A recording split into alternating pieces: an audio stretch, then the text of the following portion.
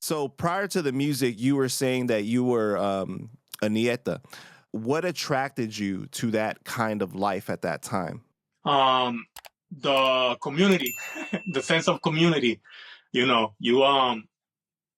I went to high school, middle school, all that stuff was different. Just school, going to school. But when I went to high school, I realized on my first day that there were groups of different type of people, hanging out in here and over here. I would look over here and I see the African Americans hanging with their bandanas. In my high school, I think they were called the Ghetto Black Tribe, and they had like the army bandana. And then there was a lot of Latinos, so we were all like, the Central Americans and stuff like that. They had a gang. Because this is before MS-13. It was a different gang, but there was the Lion Kings, the Ñetas, La Familia. And then it's crazy. A lot of us, like we on the first day, we looked around and I was in a group of like 15 people just talking. And one of them was like, yo, forget that. We should make our own gang.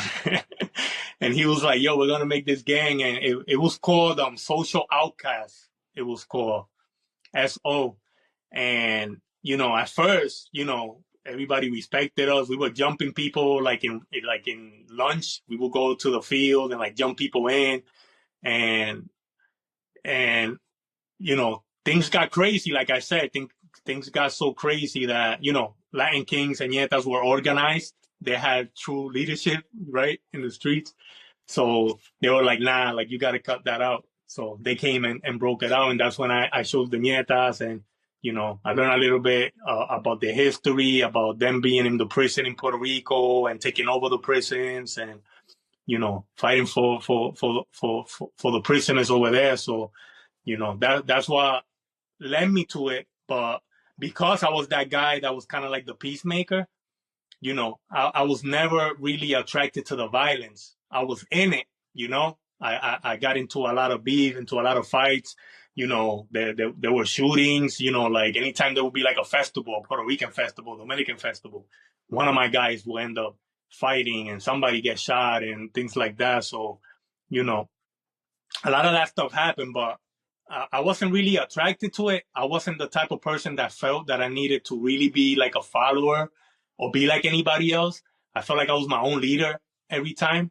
So I was kind of glad that I was the peacemaker, because when I saw things getting out of hand, I love saying like, no more, like this needs to stop. Like this person is dead already. Like we need to solve this, or, things like that. And like even when people were being disciplined, and I thought it was too harsh, I would step in and I would tell the leader, like, hey man, I think this is too much. Like, dudes were getting hit with like 4x4s in meetings. And, so something in me wasn't really attracted to it. It's just the life that you accept, because there's really nothing at home that makes you feel like you have something. Even though when I look back now, I had everything. My mother was doing everything for me. And if I could go back in time, bro, man, I'd stay home with my mom. I would never went to the streets. It's interesting because it's like the position that you took was the person that was trying to give order, like trying to calm things down and stuff. It seemed like that's what you needed in your life, but you took on that role. You know what I mean? Yeah. Do you regret joining a gang? Yes. Yeah. So one of my biggest regrets is joining gangs, not only because of things that happened, but friends that I've lost.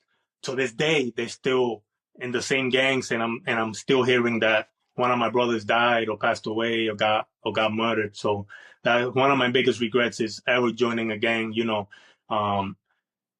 I do take pride in the fact that there's guys out there that feel like I'm their brother. So I take pride in that. I take pride that I was with them, So even when I talk about the gang, or even when I mention it in songs, it's just a part of me that's saying like, I'm still your brother. I'm still here for you, and try to keep that bridge of like, hey, if you ever need me, I'm still here. So I'll do mention the gang here and there, even with the music that I do now, just because I know that there's guys out there that still don't have a father figure or a big brother or somebody that will hold them accountable and speak truth to them.